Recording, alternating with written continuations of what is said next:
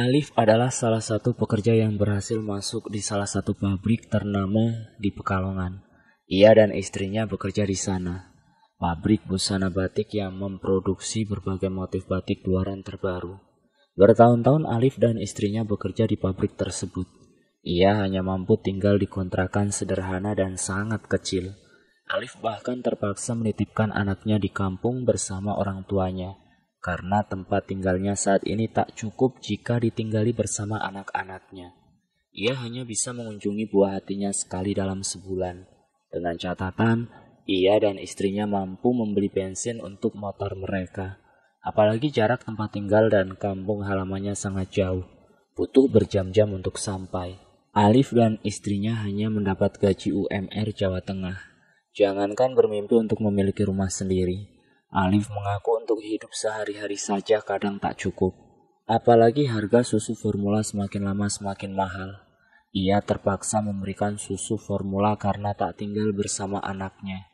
Sudah 4 tahun keduanya bekerja di sana dan sebenarnya mereka sudah tak tahan bekerja di pabrik itu.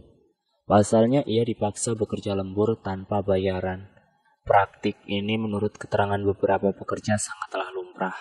Pabrik itu sengaja mengatur target yang sangat tinggi dan bahkan tidak masuk akal untuk memaksa karyawannya bekerja di luar jam kerja tanpa bayaran sebagai hukumannya. Manajemen semakin pintar, kartu akses kita tetap di tap jam 4 sehingga tak ada bukti.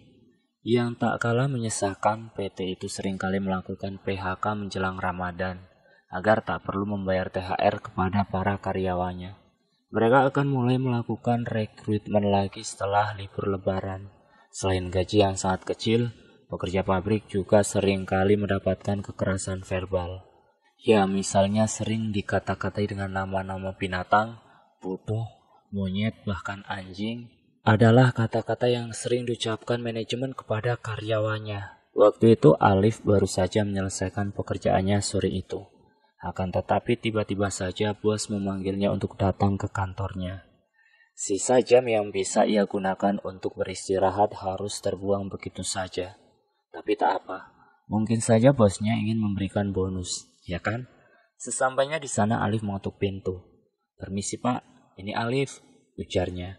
Tak lama bos itu menyaut dan segera menyuruh Alif untuk masuk. Sebelumnya Alif ini belum pernah memasuki kantor milik bosnya. Namun ia pernah mendengar rumor kalau di pojok ruangan selalu ada dupa yang dinyalakan. Dan saat Alif melangkahkan kakinya masuk dalam kantor itu, ternyata desas-desus itu memang benar adanya. Bau dupa semerbak menghinggapi hidungnya. Tak hanya dupa, ia pun sempat melihat ada semacam sesajen yang diletakkan di sebelah dupa. Tak ingin berprasangka macam-macam, Alif lalu duduk. "Alif, setelah ini kamu ikut saya ke rumah saya ya. Ada barang yang harus diangkut ke pabrik besok. Pak Tono sedang cuti, jadi butuh tambahan orang untuk mengangkut barang-barangnya," kata Pak Bos. "Oh iya Pak, siap," balas Alif dengan semangatnya untuk menunjukkan sikap pegawai yang baik. Alif lalu menunggu Pak Bos untuk menandatangani beberapa berkas untuk beberapa saat. Setelah selesai, ia langsung membuntutinya dari belakang untuk menuju mobil. Dan saat Alif menaiki kursi penumpang, entah kenapa bau yang ada di ruangannya tadi sama persis dengan bau yang ada di mobil bosnya. Namun kali ini ada bau tambahan, yaitu bau bunga kamboja yang sangat menyerbak. Sebegitu enaknya kah bau dupa dan kembang itu sampai harus ditaruh di mana-mana? Batin Alif. Meski kali ini baunya tak terlalu menyengat, tapi tetap saja bau itu sedikit membuatnya tak nyaman. Pak Bos menginjak pedal gas dan Alif pun hanya terdiam sepanjang perjalanan. Begitu pula dengan Pak Bos. Setelah kurang lebih setengah jam perjalanan, akhirnya mereka sampai di rumah Pak Bos. Rumah itu minimalis tapi bertingkat 2 dan kelihatannya mewah. Saat itu Alif langsung menerka-nerka apakah selera Pak Bos memang sedikit berbeda dengan yang lain. Pasalnya rumah besar tersebut berwarna merah, dengan banyak ukiran dari kayu dan juga dengan penerangan yang tak memadai, karena hanya diberi lampu yang sangat redup. Seruan Pak Bos kemudian membiarkan lamunan Alif. "Alif, ayo sini masuk," kata Pak Bos. Lantas Alif mengikutinya dari belakang. "Kamu ke taman belakang aja dulu, saya mau manggil karyawan yang bertugas dulu," kata Pak Bos. Ia lalu pergi ke dalam rumah sambil berteriak kepada pembantunya untuk mengambilkan minum. Hampir 30 menitan Alif duduk di kursi dekat dengan pohon mangga yang ada di belakang rumah. Dan Alif ternyata baru sadar kalau rumah itu juga bau dupa. Mungkin karena dari tadi ia selalu menciumnya, jadi hidungnya sudah beradaptasi dengan bau tersebut. Atau bisa jadi bau dupa dari kantor Pak Bos dan mobilnya tadi masih membekas di hidung sehingga Alif masih menciumnya sampai sekarang. Entahlah. Saat Alif menunggu, ia melihat seorang anak perempuan yang dibawa pembantu Pak Bos setelah memberikannya minum. Kelihatannya sih anak Pak Bos. Namun anehnya, anak itu tidaklah seperti anak normal. Ia berdiri dengan tatapan kosong. Kepalanya miring dan mulutnya terus-terusan mengeluarkan liur. Akan tetapi meski kelihatannya tak berdaya, anak itu memakai baju yang mewah. Sementara di tangannya ada boneka beruang. Ada rumor yang mengatakan kalau memang ada anak cacat di rumah Pak Bos. Katanya anak itu sengaja dimanjakan karena tuntutan pesugihan. Rumor ini semakin dilebih-lebihkan setelah mengetahui ada dupa di ruangan Pak Bos. Tapi setelah melihat anak itu secara langsung, Alif justru menjadi prihatin. Orang-orang itu ngawur ya. Bos diberi cobaan begini kok malah dirumorkan yang enggak-enggak, gumam Alif. Lama menunggu karyawan lainnya, Alif rasa ingin buang air kecil. Sementara itu Pak Bos juga tak kunjung menemuinya di halaman belakang. Alif lalu memutuskan bertanya letak kamar mandi kepada pengasuh anak itu. Bu, di mana ya kamar mandinya? Tanya Alif. Lurus saja mas, setelah itu belok kiri ya. Ada pintu di sebelah dapur. Nah, itu kamar mandinya mas, kata pengasuh anak tersebut. Alif lalu buru-buru menuju kamar mandi karena sudah tak tahan. Namun saat Alif melewati sebuah pintu kamar, ia mendengar sayup-sayup suara Pak Bos yang sepertinya sedang berbicara dengan istrinya. Tenang saja mah, aku sudah bawa. Aku sudah mengecek weton dia dan ternyata cocok sekali. Dia sudah ada di belakang mah. Setelah ini tinggal kita eksekusi saja. Samar-samar Pak Bos berkata kepada istrinya. Mendengar itu Alif tidak jadi kebelet kencing. Entah apa yang dimaksud dengan eksekusi itu. Tapi perasaannya benar-benar tak enak saat itu. Tanpa pikir panjang, ia lalu bergegas keluar dari rumah itu. Namun Alif dicegat pembantu yang memberitahu jalan ke kamar mandi tadi. Mau kemana mas? Tanyanya dengan raut wajah yang khawatir. Mau ngerokok dulu sebentar mbak, jawab Alif dengan berbohong. Ia takut pembantu itu juga bersekongkol dengan Pak Bos, sehingga ia terpaksa berkata demikian.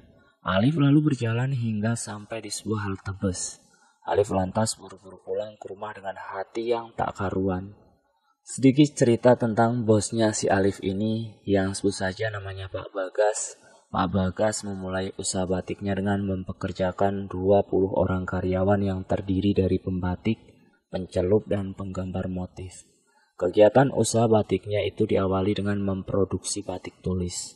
Keputusan Pak Bagas untuk terjun ke dunia usaha batik ketika itu sebetulnya dapat dinilai merupakan keputusan yang sangat berani. Sebab situasi ekonomi pada saat itu sedang tidak kondusif bagi usaha berbatikan, di mana banyak usaha batik yang gulung tikar akibat permintaan pasar yang sedang sepi. Namun kondisi itu tak menyurutkan tekadnya untuk mengembangkan usaha batiknya. Karena ia yakin usaha batik di dalam negeri akan kembali bergairah apabila diberi sentuhan-sentuhan inovasi baru yang sesuai dengan selera pasar. Sukses yang dicapai Pak Bagas ini kemudian menjadi acuan para pengusaha batik lainnya. Secara perlahan tapi pasti, para pengusaha batik baru pun mulai bermunculan.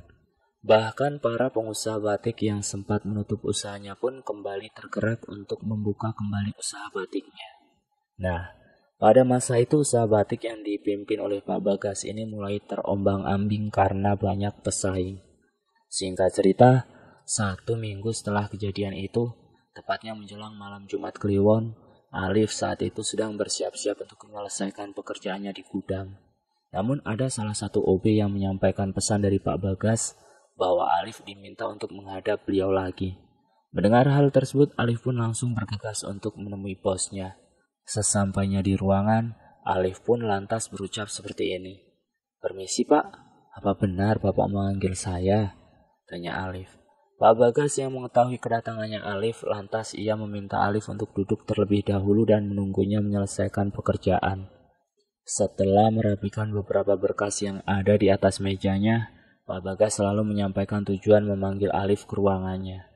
Pak Bagas mengatakan bahwa ia membutuhkan bantuan tenaga tambahan untuk membawa beberapa kain dari ruangannya ke rumahnya. Karena kain yang dibutuhkan sangat banyak, Pak Bagas meminta Alif untuk ikut ke dalam mobilnya dan membantu menurunkan kain yang telah dibawa saat tiba di rumahnya nanti. Alif pun mematuhi perintah bosnya tersebut dan memulai untuk mengangkut kain yang diminta oleh Pak Bagas untuk dibawa ke dalam mobil. Setelah semuanya masuk ke dalam mobil, Alif pun langsung masuk ke dalam mobil untuk ikut ke rumah bosnya itu. Setelah menghabiskan waktu sekitar 30 menit dari kantor menuju rumah Pak Bagas, akhirnya mereka tiba juga di rumah Pak Bagas. Setelah menurunkan semua kain tadi, Pak Bagas meminta Alif untuk masuk dan istirahat sebentar di dalam rumahnya. Alif pun sekali lagi menuruti perintah dari bosnya itu. Selang beberapa saat muncul sosok wanita tua yang merupakan pembantu di rumah itu. Ia menawarkan minuman kepada Alif. Setelah menunggu beberapa lama sambil menikmati sajian air minum tadi, Alif pun penasaran dengan rumah Pak bosnya itu. Pasalnya aroma dupa yang terhirup di ruangan Pak Bagas itu sama persis seperti waktu itu ketika pertama kali Alif ke rumah bosnya. Dan bau itu tak berubah sedikit pun. Setelah berkeliling di sekitar rumah itu, Alif melihat ada lorong gelap yang mengarah ke bawah dan di ujungnya terdapat pintu yang terbuka namun bercahaya merah. Alif pun penasaran dengan ruangan tersebut dan mulai mendekatinya. Dan ketika melihat pintu yang sedikit terbuka, Alif masuk ke dalamnya. Alif sontak dibuat kaget melihat bosnya itu melakukan ritual dengan beberapa sesajen dan dupa yang di depannya terdapat sebuah foto Alif. Ia pun gemetaran dan ketakutan melihat penampakan tersebut. Alif mencoba berteriak untuk minta tolong, meski percuma di sana tak ada seorang pun kecuali bosnya. Tapi anehnya, di awal dia melihat dengan jelas kalau Pak Bagas itu berada di sana. Tapi sekarang Alif hanya seorang diri. Ruangan yang dimasukinya itu kedap suara dan sepertinya tak ada seorang pun yang sedang berada di sekitar situ. Di ruangan yang berada di bawah tanah, siapa yang bisa mendengar suaranya lalu menolongnya?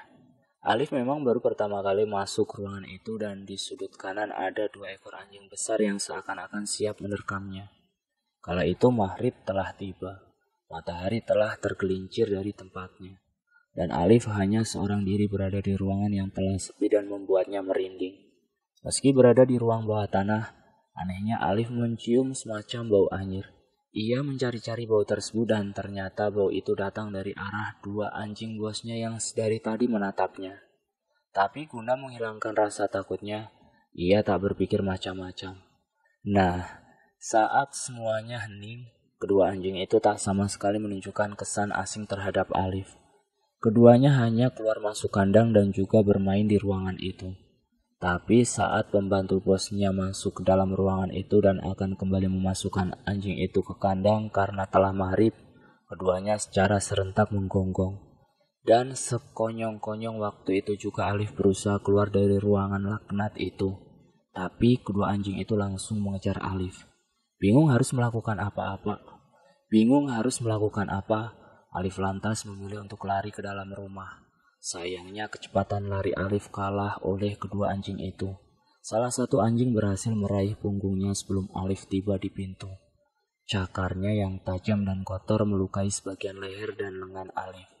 Ketika Alif berlari ke ruang tamu, ia melihat sebuah keris yang terletak di atas meja. Karena itu adalah satu-satunya alat perlawanan yang bisa dipakai saat itu, Alif lantas menggenggamnya, mengarahkannya kepada kedua anjing yang sedang mengejarnya. Tak disangka sepasang anjing itu mundur. Kala itu Alif betul-betul merasa sedang berada dalam keberuntungan yang amat sangat. Berkat sebuah keris yang memang tampak antik itu, ia seperti telah berhasil menyelamatkan nyawanya. Lepas sehari setelah kejadian soal anjing itu, Alif menceritakan hal yang ia alami kepada Pak bosnya. Namun tak seperti yang diharapkan, sang majikan terlihat tak tertarik dengan cerita yang diutarakan Alif secara panjang lebar itu. "Oh iya, kalau lapar anjing memang suka begitu," kata Pak Bagas dengan jawaban yang agak malas.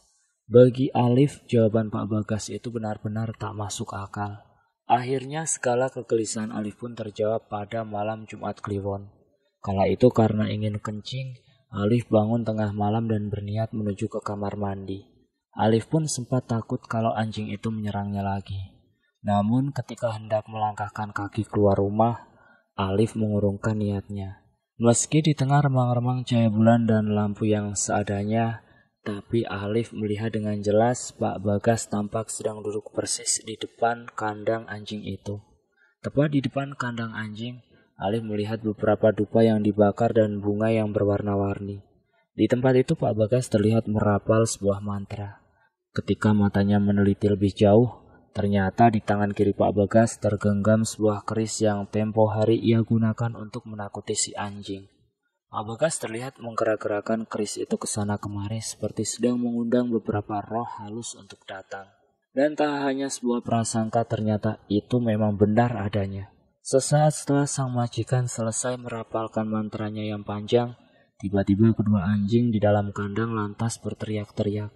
Namun anehnya teriakan keduanya hampir mirip dengan suara manusia.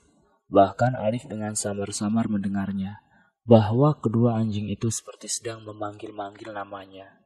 Alif, Alif. Mendengar suara itu sekujur tubuh Alif merinding. Karena hal itu Alif akhirnya paham bahwa kedua anjing itu adalah siluman yang dipelihara Pak Bagas untuk memakai pesugihan. Pasalnya mana ada anjing yang bisa menggonggong sambil memanggil-manggil nama seseorang.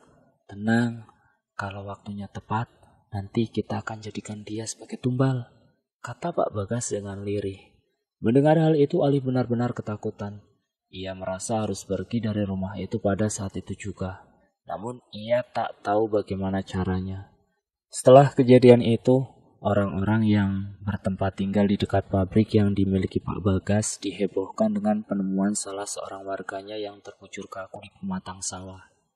Dia adalah Sutrisno. Lelaki parubaya itu meninggal dengan tubuh yang penuh lebam. Ia telah menghilang sejak 2 hari lamanya, sejak pamit bekerja di pabrik batik milik Pak Bagas. Sebelum matahari terbenam biasanya ia sudah pulang ke rumah. Namun pada hari naas itu jejaknya tak membekas sama sekali. Kematian Sutrisno menimbulkan tanda tanya besar. Polisi yang menyelidikinya pun tak mampu mengungkap ihwal penyebabnya. Sebelumnya di kampung itu juga telah terjadi rentetan peristiwa tak masuk akal. Selain Sutrisno, ada kejadian kematian tak wajar pada seorang warga yang bernama Juminem yang ditemukan tewas di kandang sapi. Ada bekas gigitan di lehernya. Juminem mati kehabisan darah. Cerita lain juga terekam dari seorang warga yang bernama Paijo. Suatu malam Paijo lari terbirit-birit di pematang sawah. Ia merasa dikejar seekor anjing besar ketika sedang mengairi sawahnya. Meski begitu, beberapa orang petani lain yang menyaksikan kejadian itu tak melihat sama sekali jika ada seekor anjing besar sedang mengejar Paijo. Sejak kejadian itu, warga desa gelisah. Mereka hidup di bawah ancaman ketakutan. Mereka tak tahu siapa musuh yang ia hadapi. Segala hal yang terjadi di desa itu penuh dengan misteri. Di desa itu memang tempat tinggalnya keluarga Pak Bagas, seorang juragan batik kaya raya. Beliau memang mempunyai rumah banyak, entah alasannya untuk apa. Ketenaran batik yang dimilikinya itu sudah meluas di dunia nyata maupun jagat maya. Tak butuh waktu lama, merek kain batiknya sangat melejit.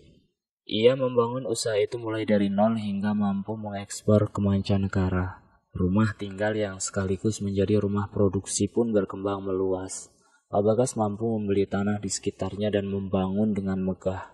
Halamannya yang luas mampu menampung bus-bus wisata yang mampir ke rumah produksinya. Di bagian belakang rumah utama, dibangunlah pondok wisata dengan banyak kamar yang disewakan untuk wisatawan. Lompatan besar telah diraih Pak Bagas hanya dalam kurun waktu 1 tahun. Sebelumnya ia hanya memproduksi kain batik cap yang disetorkan ke pedagang di pasar. Sepeda ontel yang menjadi media transportasi untuk pengiriman kain batik pun kini telah berubah wujud menjadi sebuah mobil Toyota mewah. Beberapa warga desa mulai menghubung-hubungkan rangkaian peristiwa misterius dengan usaha batik yang ditekuni oleh Pak Bagas. Mereka menduga ada sesuatu hal gaib yang telah dilakukan Pak Bagas sehingga ada perubahan drastis terhadap usaha batiknya. Namun, dugaan warga desa ini sulit untuk dibuktikan. Hingga suatu malam sekelompok warga desa yang sedang melakukan ronda keliling wilayah desa bertemu dengan seekor anjing besar.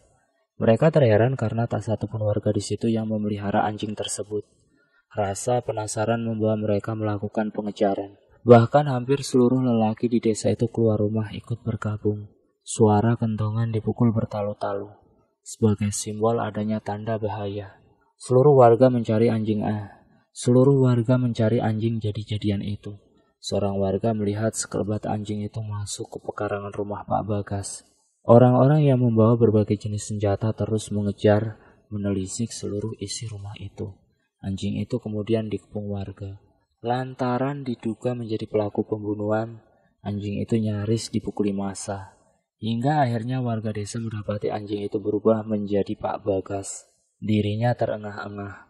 Dengan nafas tersengal ia meminta maaf. Ia memohon ampun dan mengakui bahwa seluruh peristiwa misterius di desa itu adalah akibat dari kelakuannya melakoni ilmu hitam pesugihan. Warga kemudian membawanya kepada kepala desa untuk selanjutnya diadili. Pak Bagas kemudian dihukum penjara seumur hidup atas kesalahan yang telah ia perbuat. Usahanya kini terbengkalai karena tak ada yang melanjutkan ritual pesugihannya. Alif memutuskan memulai hidupnya di kampung halaman bersama keluarga kecilnya.